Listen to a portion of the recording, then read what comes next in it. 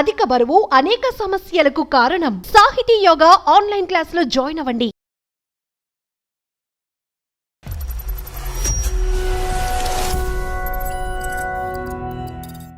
ఒక పెద్ద సమస్య అనాలో లేదా చిన్న సమస్య అనాలో నాకు తెలియట్లేదు, కానీ నా మైండ్ అయితే మాకు చాలా చాలా కన్ఫ్యూజన్ స్టేట్ లో ఉంది సార్.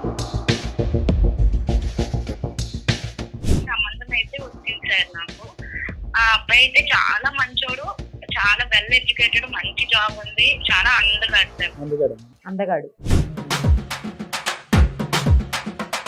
మంచోడు అసలు ఉంటాడా? అంత మంచోడిని వేరే ఆడవాళ్ళు వదులుతారా? ఏమైనా ఉద్యోగం చేస్తారమ్మా? ఇదే ఫుల్ టైం జాబా? నేనేం జాబ్ చేయను సార్. అది పెద్ద ప్రాబ్లం. నేను వదిలేస్తే బోల్డెన్ సినిమాలు తీసేస్తావమ్మా నువ్వు. 2 years ఆఫ్ జర్నీలో ఒక్కటైనా చూడకూడదు వినకూడదు ఏదన్నా చూసారా, విన్నారా? ప్రేమ ఏమీ లేదు సార్. వయసు అయ్యింది కూడా నేను ఇలా ఎంత నాకు ఇంత ఆలోచన ఇంత భయం ఉంటే ఇంక బయట అమ్మాయిలు తన వైపు చూడరు, తన్ని చేసి తన్ని వల్ల అమ్మా అందుంచి ఒక పని చేయ, మరి రేపటి నుంచి చీర కట్టమ్మా. ఒక చీర కట్టి ఒక పెద్ద బొట్టు పెట్టి పంపించు బయటికి. తక్షణ కర్తవ్యం నువ్వు చేయవలసింది ఏంటంటే ఏదో ఒక ఉద్యోగం చేయడం. నేను వెంటనే మా ఆయన వాళ్ళ ఆఫీస్లో జాయిన్ అయిపోయినా సార్. అక్కడ ఏమి నా ముందే ఉంటాను కదా సార్.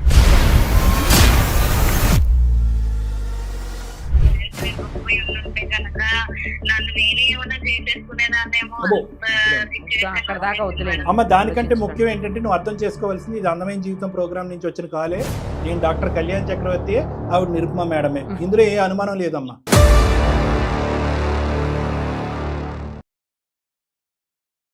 సుమన్ టీవీ అందమైన జీవితం కార్యక్రమానికి స్వాగతం. ప్రస్తుతం మనతో పాటు ఉన్నారు ప్రముఖ సైకియాట్రిస్ట్ డాక్టర్ కళ్యాణ్ చక్రవర్తి గారు.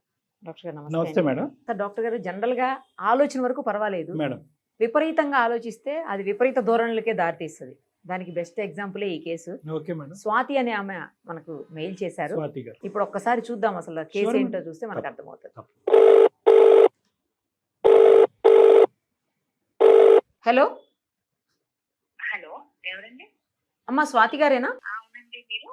నేను నిరుపమ, సుమన్ టీవీ అందమైన జీవితం కార్యక్రమం నుంచి కాల్ చేస్తున్నానమ్మా. మీరు మాకు మెయిల్ చేశారు కదా. అవును మేడం, థ్యాంక్ యూ అండి. డాక్టర్ కళ్యాణ్ చక్రవర్తి గారు కూడా ఉన్నారు. అసలు ప్రాబ్లం ఏంటో చెప్పండి, దానికి సొల్యూషన్ అనేది మేము చూపిస్తాము. నమస్తే సార్. నమస్తే స్వాతి, చెప్పమ్మా. నాకు ఒక 3 years బ్యాక్ పెళ్ళి అయింది సార్. ఇప్పుడు వచ్చేసి నా ఏజ్ 24 years. అయితే నాకు ఒక పెద్ద సమస్య అనాలో లేదా చిన్న సమస్య అనాలో నాకు తెలియట్లేదు, కానీ నా మైండ్ అయితే మాకు చాలా చాలా కన్ఫ్యూజన్ స్టేట్ లో ఉంది సార్. నాకు ఒక తమ్ముడు కూడా ఉన్నాడు.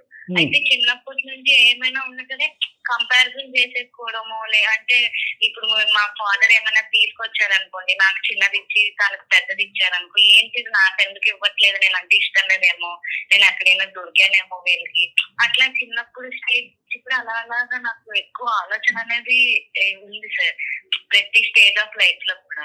పెళ్లి చేసుకునే ముందు కూడా పెళ్లి చేసేస్తున్నాను అని చెప్తుంటే, అదేంటి నాకు ఇంత చిన్న వయసులోనే పెళ్లి చేసేస్తున్నారు, నేనేమైనా వాళ్ళకి భారం అయిపోయినా, లేదా నేనేమైనా తప్పు చేస్తానా, ఇలాగ ఎక్కువ ఆలోచనలు అనేవి చేసేస్తున్నాను సార్. నేను మొత్తానికి ఒక సంబంధం అయితే వచ్చింది సార్ నాకు.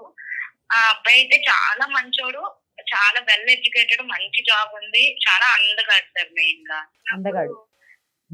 చెప్పమ్మా. అందుగాడు అదే ఈ సంబంధం గురించి నాకు చెప్పినప్పుడు, అంటే పెళ్లి అని ఎక్సైట్మెంట్, హ్యాపీనెస్ ఫీల్ అవడం కంటే నాలో ఎక్కువ భయము, టెన్షన్ అనేది ఎక్కువ క్రియేట్ అయిపోయింది సార్. అంటే అసలు ఆ అబ్బాయి మంచోడైనా, ఇంత అందగాడు కదా, నన్ను ఎందుకు చూస్ చేసుకున్నాడు. అందుగాడు దొరికితే ఒక ప్రాబ్లం, దొరకకపోతే ఒక ప్రాబ్లం. నాకు అలా నా ఆలోచనలే నా రిలేషన్ ని డిస్ట్రాక్ట్ చేసేస్తాయేమో అని భయం వేస్తుంది సార్. నాకు చెప్పాను కదా సార్, మా ఆయనకి చాలా మంచివాడని, తనకి గ్రూప్ ఆఫ్ ఫ్రెండ్స్ కూడా చాలా మంది ఉన్నారు, అందులో అమ్మాయిలు కూడా ఉన్నారు. అయితే సరే, ఇప్పుడు ప్రెసెంట్ జనరేషన్ అందరూ మామూలు ఫ్రెండ్స్ ఉండడం తప్పలేదు కదా, నేనే ఓవర్ గా థింక్ చేస్తున్నానేమో అని సరే అని ఇగ్నోర్ చేసేసాను స్టార్టింగ్ లో. కానీ పెళ్లికి ముందు నుంచే నాకు నా మనసులో ఒక యుద్ధం అనే చెప్పొచ్చు. నా బుర్రకి మనసుకి ఏం చేసుకోవాలో వద్దా, ఏంటి ఇలా ఉన్నాడు, నన్ను ఎందుకు చేసుకుంటున్నాడు, అట్లా పెళ్లి విషయాల్లో నాకు చాలా ఎక్కువగా ఆలోచన ఉండేది సార్. మంచోడేనా కాదా, అసలు నేను ఎలా చేసుకుందాం అనుకుంటున్నాడు అట్లా. మళ్ళీ మా వాళ్ళందరినీ ఎంక్వైరీ చేసినా కూడా రిలేటివ్స్ లో అబ్బాయి చాలా మంచోడు అని చెప్పేవారు. అదేంటి అంత మంచోడా అసలు ఉంటాడా, అంత మంచోడిని వేరే ఆడవాళ్ళు వదులుతారా, ఏమన్నా నిజం దాచేసి నాకు పెళ్లి చేసేస్తున్నారా, అలాగా ఉండేది సార్. ఎంగేజ్మెంట్ అయిన తర్వాత కూడా ఫోన్ లో మామూలుగా మాట్లాడుకుంటే చాలా మంచిగా స్వీట్ గా అన్ని మాట్లాడేవాడు. అంతలా మాట్లాడుతున్నా కూడా అదేంటి ఎంత స్వీట్ గా మాట్లాడేస్తున్నాడు, లేదా యాక్టింగ్ చేస్తున్నాడు, లేదా నిజంగా నేను అంటే ఇష్టం ఉండే మాట్లాడుతున్నాడా అని అనిపించేది. మీరు ఏమైనా ఉద్యోగం చేస్తారమ్మా, ఇదే ఫుల్ టైం జాబా? నేనేం జాబ్ చేయను సార్. అది పెద్ద ప్రాబ్లం. సరే, పిల్లలు ఉన్నారమ్మా? లేదు సార్, లేరు. 2 years అయితే ఇలాగే తను రిప్లై ఇవ్వకపోయినా సరే నాకేమన్నా నేను మెసేజ్ చేసినా ఫోన్ చేసినా రిప్లై ఇవ్వకపోతే ఇంట్రెస్ట్ తగ్గిపోయిందా నా మీద, అట్లాగేమన్నా అలాగా ఆలోచనలు వెళ్ళిపోయి. మీ హస్బెండ్ ఏం జాబ్ చేస్తాడు స్వాతి గారు? Software job madam. ఒక 5 నిమిషాలు టైం ఇచ్చే స్వాతి మేడం, ఒకసారి మళ్ళీ ఈమెయిల్స్ అన్ని చెక్ చేస్తారు ఖచ్చితంగా. మీ ఆయన దగ్గర నుంచి ఒకటి ఉండుంటది. ఎందుకంటే ఇక్కడ బాధితుడు నువ్వా అతనా? నిజంగా చిన్న డౌట్స్ ఉన్నా కూడా అవి నా మైండ్ ఎందుకో ఎక్కువ ఆలోచనలు అనేది చేసేసి స్టోరీస్ క్రియేట్ చేసిన బ్రెయిన్ లో. ఇక్కడ చిన్న ప్రాబ్లం ఉన్నా కూడా ఫ్యూచర్ మొత్తం ఆలోచన చేసేస్తాను సార్. అంటే ఇప్పుడు అంతా ఓకే, పెళ్లి అయిపోయిన తర్వాత ఎలా ఉంటాడు, గొడవలు అయితే ఏంటి, డైవర్స్ అయితే ఏంటి, అలాగా చివరి వరకు కూడా ఆలోచన అనేది వెళ్ళిపోతుంది సార్. చాలా ఇన్సెక్యూరిటీగా ఉంటున్నది అనమాట నాకు. నిన్ను వదిలేస్తే బోల్డెన్ సినిమాలు తీసేస్తావమ్మా నువ్వు. ఒక్కటైనా మీ ఆయనకి 3 years or 2 years ఆఫ్ జర్నీలో ఒక్కటైనా చూడకూడదు వినకూడదు ఏదన్నా చూసారా, విన్నారా, కనిపించిందా? కొన్ని రోజుల క్రితం నేనేం తనకి కాలేజ్ లో లవ్ స్టోరీస్ ఉండేవి అని విన్నాను సార్. అయితే సరే 10 పాస్ట్ కదా, పాస్ట్ ఇప్పుడు గురించి ఎందుకులే అని నన్ను నేను కన్విన్స్ చేసుకుంటున్నాను. కానీ నా మైండ్ లో మాత్రం అలా డౌట్ అనేది ఉండిపోతుంది సార్. చిన్న విషయాలకు కూడా ఎక్కువగా రియాక్ట్ అయిపోతున్నది నాకు.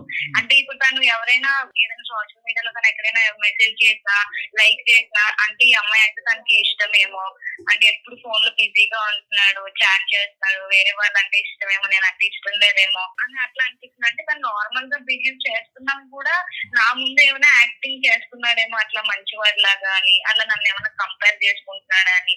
నిజం చెప్పాలంటే సార్ అట్లా ప్రూఫ్ అయితే ఏమీ లేదు సార్. అంటే ముందు నేను తన ఫోన్ చెక్ చేసేదాన్ని, అంటే జస్ట్ క్యూరియాసిటీతో చూసేదాన్ని. కానీ ఇప్పుడు నాకు అదే హ్యాబిట్ లా అయిపోయి నేను చెక్ చేసుకుంటున్నా కూడా నాకు ఎక్కడ ఏమి తప్పుగా దొరకలేదు సార్. దొరకలేదు పాప. మాకు ఇందాకటి నుంచి ఇది అయిపోతుంది. మాకు అతని పరిస్థితి చెప్పమ్మా. అతని పరిస్థితి చెప్పట్లేదు. నేను ఓవర్ థింకింగ్ నా పరిస్థితి అంటున్నావు, కానీ ఈ ఉక్కిరి బిక్కిరి వాతావరణంలో అతను అసలు ఎలా సర్వైవ్ అయ్యాడు? 2 years పట్టుకున్నాడు పాపం. అడగాలన్నా కూడా భయం వేస్తుంది. అడిగేవమ్మా? అడగలేదా? లేదు సార్, నేను అడగలేదు. మళ్ళీ అడిగితే అదొక తలనొప్పి సార్. అంటే నన్ను తప్పు అనుకుంటాడేమో, నన్ను అనుమానిస్తున్నావా అంటాడేమో అని అలా కూడా. ఈ 2 years బట్టి ఈ 2 years బట్టి నీకు వచ్చే ఈ ఆలోచనలు ప్రశ్న రూపం దాల్చి అతన్ని అయితే ప్రశ్నించలేదు ఇప్పుడు వరకు మీరు? లేదు సార్, ఏమైనా దీని వల్లే రోజు అంటే ముందు ఎప్పుడు ఏదైనా కూడా తను ఎక్స్ప్లెయిన్ చేసేవాడు. ఏం లేదు, అట్లా ఏం కాదు, నేను ఎవరితో లేను అని అట్లా ఏమైనా సిచ్యువేషన్ వచ్చినప్పుడు అలా చెప్పేవాడు. కానీ ఇప్పుడు ఈ మధ్యన ఏమైందంటే సార్ అట్లా చెప్పడం కూడా మానేశారు సార్. ప్రతి విషయం నాకు ఎక్స్ప్లెయిన్ చేసేవాడు ముందు. కానీ ఇప్పుడేమో నువ్వు చెప్పినా నమ్మవు అని సైలెంట్ అయిపోతున్నాడు. ముందు మంచిగా టైం స్పెండ్ చేసేవాడు, ఇప్పుడేమో కొంచెం డిస్టెన్స్ చేస్తున్నాడు. ఇలా చేస్తుంటే నాకు ఇంకా ఎక్కువ ఆలోచన అయిపోయి సేమ్ సైకిల్ రిపీట్ అవుతుంది సార్. అదే ఇప్పుడు వరకు అతను ఒక క్లారిటీ ఇస్తే నీకు కొద్దిగా ఒక ఫీల్ గుడ్ ఎఫెక్ట్ ఉండేది. ఇప్పుడు క్లారిటీ ఇవ్వట్లేదు కాబట్టి నువ్వు ఫిక్స్ అయిపోయావా ఖచ్చితంగా అతను మనిషి ఎక్కడ మనసు ఎక్కడో అని? అదే సార్, అదే నాకు ఏం అంటే తను చెప్పినప్పుడు తను చెప్పేది వినేదాన్ని, ఓకే ఓకే అనేదాన్ని. కానీ అది నా మైండ్ యాక్సెప్ట్ చేసేది కాదు సార్. నమ్మడానికి అవ్వట్లేదు సార్. అది అదే సేమ్ రిపీట్ అవుతుంది సార్. అందుకే పిల్లలు కూడా ఇప్పటి వరకు వద్దడానికి కూడా కారణం నేనే సార్. స్వాతి గారు, ఈ ప్రాబ్లం కి మీకు టెంపరరీ సొల్యూషన్ కావాలా, పర్మనెంట్ సొల్యూషన్ కావాలా? నాకు పర్మనెంట్ సొల్యూషన్ కావాలి సార్. ఎందుకంటే చిన్నప్పటి నాకు ఈ ఓవర్ థింకింగ్ వల్ల నేను చాలా రిలేషన్స్ కూడా పోగొట్టుకున్నాను, ఫ్రెండ్స్ లో కానివ్వండి అట్లాగా. టెంపరరీ సొల్యూషన్ కావాలి అంటే మీ ఆయనతో కూడా మాట్లాడిపించి, ఏమండి ఇదివరకు ఏదైతే క్లారిటీ ఇచ్చేవారో ఆ క్లారిటీ మళ్ళీ ఇస్తూ ఉండండి, జీవితాంతం ఇదే మీ జాబ్ అని చెప్పాలి. అది టెంపరరీ సొల్యూషన్. పర్మనెంట్ సొల్యూషన్ అంటే కనుక అసలు నువ్వు మాతో ఫోన్ చేసినట్టు కానీ మాట్లాడినట్టు కానీ మేము ఫైనల్గా నీ నెగిటివ్ థాట్ నీ ఆలోచన శైలిని ఎలా కడిగావు అన్నది అతనితో డిస్కస్ చేయవలసిన అవసరం లేదు. అది పర్మనెంట్ సొల్యూషన్. ఇక్కడ ప్రాబ్లం ఒక వ్యక్తిది, అది నీది అంతే. ఎందుకంటే కనుక 1కి 10 సార్లు మా ఆయన దేవుడు బంగారం నువ్వే అనేసావు. సో మీ ఆయనకి ఈరోజు కొత్తగా సర్టిఫికెట్ ఇవ్వక్కర్లేదు. ఎటొచ్చి నీ కళ్ళెదురుగుంట కనిపించేటటువంటి నిజం ఎంత గొప్పగా అనిపిస్తుంది అనేది ప్రపంచం అందరికీ కనిపిస్తుంది, నీకు తప్ప. ఎందుకు? నీకు తెలుసు ఇది నిజమని, నీకు తెలుసు. కానీ నీకు నిజం ఒక పక్కన పెడితే నిజంతో పాటు 2 రెట్లు ఉండేటటువంటి ఒక అభద్రత, అనుమానం ఉంది. ఎటొచ్చి ఈ అనుమానం పెనుభూతం అయ్యి మీ ఆయన్ని వెంటాడకపోవటం అనేటటువంటిది చిన్న సంతోషకరమైనటువంటి అంశం. లేదంటే ఈరోజు అతను ఆవిడ అదొకటే మేడం. లేదంటే అతను ఫోన్ చేసి మనకు చెప్పి ఉండేవాడు, మా ఆవిడ చంపేస్తుందంటే అనుమానం, పక్షి మా ఆవిడ అని చెప్పి అతను డైవోర్స్ కావాలని. సో ఈరోజు ఒక మంచి ఉంది అంటే కనుక ఇప్పటి వరకు ఈ విషయాన్ని నువ్వు కడుపులో పెట్టుకుని మీ హస్బెండ్ని ఇన్వాల్వ్ చేయకుండా అతను సంజాయిషి చెప్పినంతకాలం అది జాగ్రత్తగా విని ఇప్పుడు చెప్పపోయేటప్పటికి మా దగ్గర రావటం అనేది ఒక్కటే ఒక గొప్ప విషయం అమ్మా. అందగాడైన మా ఆయనకి నేనే ఇంతలాగా సొంత వైఫ్ అయ్యుండి కూడా నేను ఇలా నాకు ఇంత ఆలోచనలు, ఇంత భయం ఉంటే ఇంక బయట అమ్మాయిలు తన వైపు చూడరు, తన్ని ఇది చేయాలి, ఫ్లర్ట్ చేసి తన్ని వల్ల అమ్మా అందుంచి ఒక పని చేయమ్మా, రేపటి నుంచి చీర కట్టమ్మా, ఒక చీర కట్టి ఒక పెద్ద బొట్టు పెట్టి పంపించు బయటికి. ఏమ్మా ఏమన్నా అర్థం ఉందమ్మా? అందగాడు దొరికితే ఒక ప్రాబ్లం, దొరకపోతే తనుకుని వెళ్ళిపోతారనేది. దాని నుంచి బయట అనేది పడలేకపోతున్నాను సార్. మెడిటేషన్ అన్ని కూడా ట్రై చేశాను సార్, అయినా సరే నాకు మైండ్ మాట కంట్రోల్ అవుతలేదు. నువ్వు నిజంగా నేనే ప్రాబ్లం అండి, నాదే ప్రాబ్లము, నా ప్రాబ్లంకి ఒక సొల్యూషన్ చెప్పండి, మా హస్బెండ్ అందంగా ఉండటం తప్ప, మంచోడు అవటం తప్ప ఇంకో తప్ప ఏమీ చేయలేదని నువ్వు అంటున్నావు కాబట్టి ఈ ప్రాబ్లం నీదే, సొల్యూషన్ కూడా నీకే చెప్తున్నానమ్మా. మీ హస్బెండ్ ఇన్వాల్వ్ చేయటం, కాల్ చేయవలసినటువంటి అవసరం కూడా లేదు. ఎందుకంటే ఇది ఒక టైప్ ఆఫ్ ఓసిడి అమ్మ. చాలా మంది అంటూ ఉంటారు మేడం, ఓసిడి అంటే కడుక్కోవటం, తుడుచుకోవటం అనుకుంటారు. కానీ ఓసిడి అంటే కనుక అబ్సెసివ్ కంపల్సివ్ డిసార్డర్. అంటే ఇదేదో భయంకరమైన పిచ్చి కాదు. ఒకే ఆలోచన ఎంత ఆపుకోవాలనుకున్నా కూడా పదే పదే వచ్చి భయంకరంగా ఇబ్బంది పెడుతూ, ఎన్ని ఆధారాలు కనిపించినా వ్యతిరేకంగా, మీ ఆలోచనకి అనుమానంకి ఎన్ని ఆధారాలు కనిపించినా ఏదో తాత్కాలికంగా ఆలోచన చల్లబడుతుంది, కానీ మళ్ళీ ఒక ప్రశ్న, ఒక అనుమానం అనేటటువంటిది మళ్ళీ పెంపొందించడం, మళ్ళీ మనసులోకి రావటం అనేది జరుగుతూ ఉంటుంది. సో కాన్స్టెంట్గా ఏంటంటే వాళ్ళు కళ్ళెదురుగుంటే అంతా మంచిగానే ఉంది అనే భావం వచ్చినా కూడా ఇంకొక పక్క నుంచి ఏమో అనేటటువంటి ఫీలింగ్ వస్తూ ఉంటుంది. ఇది అంటే ఒకే ఆలోచన పదే పదే ఒకే నెగిటివ్. చాలా సందర్భాల్లో ఏంటంటే కొంతమందికి భర్తకు సంబంధించిన అనుమానాలు, ఆలోచనలు వచ్చినాయి కాబట్టి ఈ మాత్రం ఉన్న ఈమెయిల్ పంపించి మాకు ఫోన్ చేస్తాం. యూజువల్గా ఏంటంటే చాలా మంది పాపం ఓసిడితో బాధపడేటటువంటి ఈ వ్యాధిగ్రస్తులు అయినటువంటి వాళ్ళు రకరకాల ఇంకా చాలా అసభ్యకరంగా, అసహ్యంగా ఉండేటటువంటి ఆలోచనలు కూడా వస్తూ ఉంటాయి మేడం. సభ్య సమాజంతో కానీ, స్నేహితులతో కానీ, కుటుంబ సభ్యులతో కూడా చెప్పుకోలేనటువంటి పరిస్థితి, అటువంటి ఆలోచనలు వస్తాయి. రెగ్యులర్ మేడం, చాలా కామన్ ఇది. ఇదేంటంటే చీకట్లో యుద్ధం చేసుకుంటూ వాళ్ళు కుంగిపోతూ ఉంటారు. ఇప్పుడు ఈ అమ్మాయి కూడా అంతే. ఒక పక్క నుంచి భర్త పర్ఫెక్ట్ అని కనిపిస్తున్నాడు, ఎవరికైనా చెప్తే కనుక అంత మంచి భర్త గురించి నువ్వేంటి ఇలా అనుకుంటున్నావు అని ఈ అమ్మాయిని నిలదీస్తారనే ఒక బాధ. రెండోది ఏంటంటే ఏమో మీ ఆయన అందంగా ఉన్నాడు కదా, ఎవరితో వెళ్ళిపోవచ్చమ్మా అని చెప్పి లేనిపోయిన ఆలోచనలు ఈ అమ్మాయిలో పెట్టే అవకాశం ఉంది. సో ఈ అమ్మాయి ఏంటంటే చాలా వరకు ఓర్పు, ఓపిక, సహనంతో వాస్తవానికి ఈ అమ్మాయి చాలా ఉక్కిరి బిక్కిరి సఫర్ అవుతున్నటువంటి ఒక పేషెంట్ స్థాయిలో ఉంది మేడం. అయితే ఇప్పటి వరకు ఇందాక అంటే కనుక ఆలోచన అన్నాం, సి అంటే కంపల్షన్.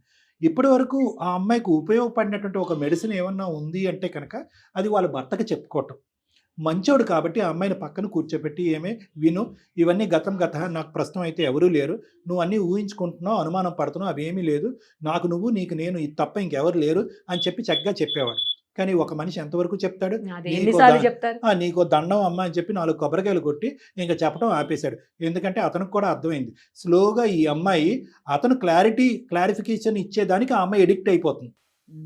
అనుమానం క్లియర్ చేసుకోవటంలో తనకు తానుగా క్లియర్ చేసుకోకుండా ఇతన్ని ప్రశ్నించేసి ఇతని దగ్గర నుంచి వచ్చే అనుమానం ద్వారా ఆన్సర్తో. సో దానివల్ల ఏమవుతుంది, ఈ అమ్మాయి అనుమానం తాత్కాలికంగా క్లియర్ అవుతుంది, అతను పేషెంట్ అవుతాడు.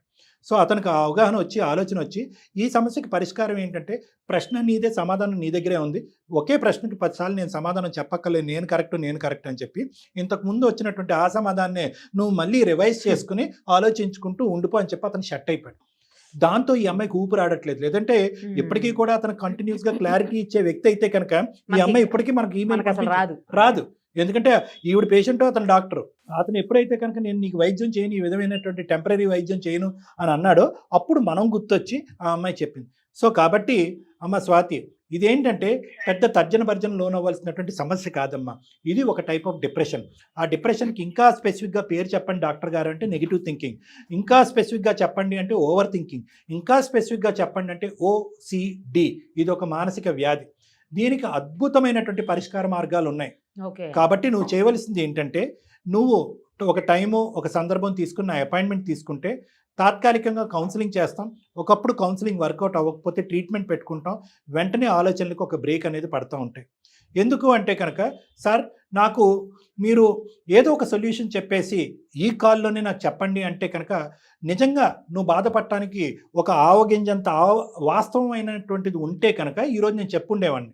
అవునమ్మా అతను అలా ఆలోచించాడు, ఏదో ఒకసారి ఆలోచించాడు, తర్వాత ఆలోచించలేదు కదా అని చెప్పాను. కానీ ఇక్కడ ఏంటంటే, ఇక్కడ వాస్తవం ఫ్యాక్ట్స్ అంటూ ఏమీ లేవు. ఏదైనా ఫ్యాక్ట్ ఉంది అంటే కనుక నీలో పెరిగిపోతున్నటువంటి అభద్రత. ఎక్కడి నుంచి వచ్చింది అభద్రత అంటే కనుక, ముందు నుంచే పెళ్ళికి ముందే అరే మగవాళ్ళు అటు వెళ్ళిపోతారు ఇటు వెళ్ళిపోతారు, మనం కట్టుదిట్టంగా ఉంచాలి, జాగ్రత్తగా కనిపెట్టుకుని ఉంచాలి, ఈజీగా వదిలేస్తే కనుక అటు ఇటు పారిపోతారు అనేటటువంటిది పెద్దవాళ్ళు వాళ్ళు కొంతమంది అంటూ ఉంటారు. ఆ మాటలు కాస్త పెళ్లికి ముందే మీలాంటి ఆడవాళ్ళు సున్నితమైన మనస్తత్వం ఉండేటటువంటి వాళ్ళు లోపల పెట్టేసుకుంటారు. పెట్టేసుకుని ఇంకా పని పాట అన్నీ వదిలేసి, ఇందాక నేను అన్నాను అమ్మ నీకు ఏ జాబు లేదా ఉద్యోగం లేదా, నీ తక్షణ కర్తవ్యంగా నువ్వు చేయవలసింది ఏంటంటే, ఒకటి నా దగ్గరికి కానీ లేదంటే నీ దగ్గరలో ఉన్న సైకియాట్రిస్ట్ ఎవరి దగ్గరికన్నా వెళ్ళి కౌన్సిలింగ్ ట్రీట్మెంట్ తీసుకోవటం.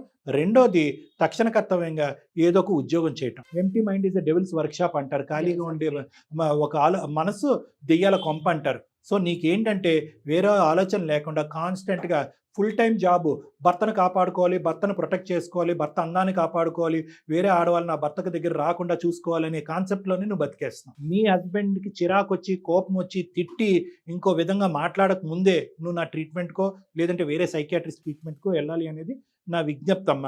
ఎందుకంటే ఏ మనిషి కన్నా సహనానికి ఒక హద్దు ఉంటుంది. అది దాటితే కనుక అతను చిరాకు పట్టడం మొదలు పెడతాడు.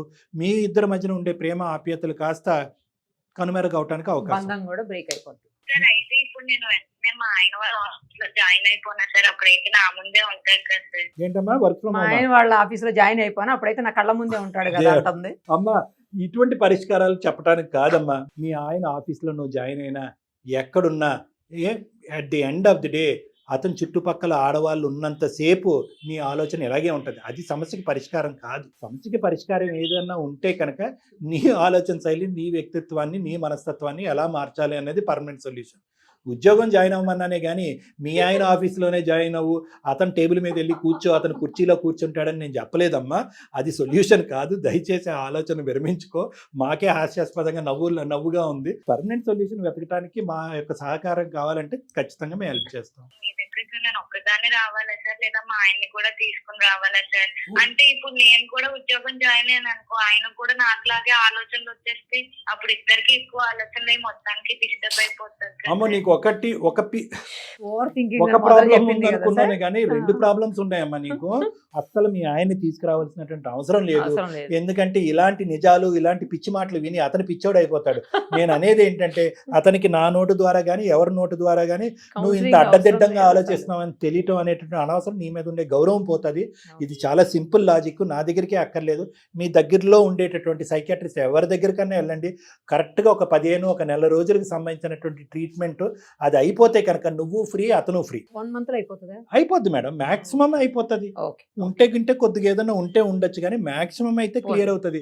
ఇప్పుడు చూడండి ఈ అమ్మాయి ఒక అనుమానం నుంచి ఇంకో అనుమానం, అతను కాదు నేను ఆఫీస్ లో జాయిన్ అవుతే నేను ఎలా మారిపోతాను, అయిపోయిందేమో వాళ్ళ ఆయన అనుకుంటాడా? Okay whatever it is నువ్వు ఒక్కదానివే రా అమ్మా. అర్థమైందా? మీ ఆయన గారు అక్కర్లేదు. ఇది చాలా ఈజీగా క్లియర్ అయిపోయేటటువంటి సమస్య. నాకు డాక్టర్ ఇప్పుడు సొల్యూషన్ ఇవ్వకపోయి ఉంటే కనుక నన్ను నేనే ఏమైనా చేసేసుకునేదాన్నేమో. అమ్మ దానికంటే ముఖ్యం ఏంటంటే నువ్వు అర్థం చేసుకోవాల్సింది, ఇది అందమైన జీవితం ప్రోగ్రామ్ నుంచి వచ్చిన కాలే. నేను డాక్టర్ కళ్యాణ్ చక్రవర్తి, ఆవిడ నిరుపమ మేడమే. ఇందులో ఏ అనుమానం లేదమ్మా. Thank you so much. నేను వస్తాను sir. Bye. Thank you.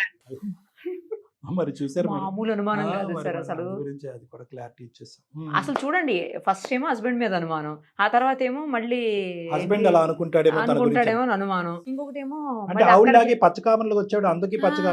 So తను ఎలా ఆలోచిస్తుందో రేపు పొద్దున ఆయన బతకడం. ఆఫీస్ లోనే జాయిన్ అయిపోద్దంట వెళ్ళి. పాపలేను మేడం. అంటే అమ్మాయి తెలియనితనం, ఎవరికి చెప్పుకోలేనటువంటి ఒక మళ్ళీ విచిత్ర అది సరిపోదని మళ్ళీ ఈమె జాయిన్ అయితే వాళ్ళ హస్బెండ్ డీమ్ లాగా డౌట్ వస్తుందేమో, అదొక డౌట్. అన్ని అన్ని డౌట్స్. డౌట్లే సార్, మొత్తం లైఫ్ అంతా డౌట్లతోటే ఉన్నట్టు. ఈ అమ్మాయి ముందు పుట్టిన తర్వాత డౌట్. డౌట్ పుట్టి తర్వాత ఈ అమ్మాయి వెనకాల పుట్టింది సార్, మామూలు డౌట్లు కాదు. అంటే ఆలోచన చూడండి, అంటే ఆమెకు అవసరం లేని ఆలోచన, ఖాళీగా ఉంటే మైండ్ ఎటేటేటో ఆలోచిస్తారు. చేస్తూ వర్క్ మీరు అన్నట్టు అమ్మాయి కనుక ఏదైనా జాబ్ లో జాయిన్ అయితే కొంతవరకు ఫస్ట్ అసలు చాలా బయటకు better, వస్తాము చాలా సార్, బెటర్ కదా. చాలా బెటర్ అవుతుంది మేడం. తర్వాత ట్రీట్మెంట్ రెండు ఎందుకంటే కలిపితే- రెండు విధాలుగా మేడం. ఒకటి వర్క్ ఉంటే వర్క్ పరమైనటువంటి ఆలోచన. Yes. రెండోది ఏంటంటే తను తోటి ఉద్యోగస్తులు కానీ తను మ్మ్. చూసే వాళ్ళు అసలు అవును. ఎలా ప్రవర్తిస్తున్నారు, ఎంత ఆ, బ్రాడ్ అది మైండ్ కూడా అర్థమవుతుంది. స్త్రీ జాతి ఏ స్థాయిలో ఎదుగుతుంది, నువ్వు Perfect ఎక్కడ చెప్పారు. ఆగిపోవు, Perfect. ఇలాంటివన్నీ వచ్చేటప్పటికి ఆవిడకంటూ ఒక రియలైజేషన్ వచ్చి ఇందులోంచి బయటపడుతుంది. పోన్లేండి సార్, హ్యాపీగా ఉంటే మనకు అంతే కాదు. Thank you sir, thank you so much.